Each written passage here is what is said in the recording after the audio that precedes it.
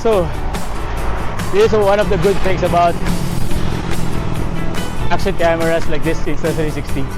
Actually, I could actually do this. No hands. Diba? No hands. But be careful. Okay, speed bumps ahead.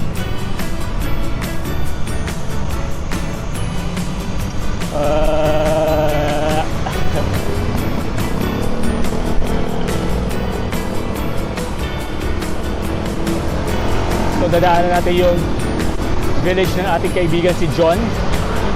Kasama natin sila kahapon ng kanyang misis. Yeah. So Katarungan Village dito sa kanan natin.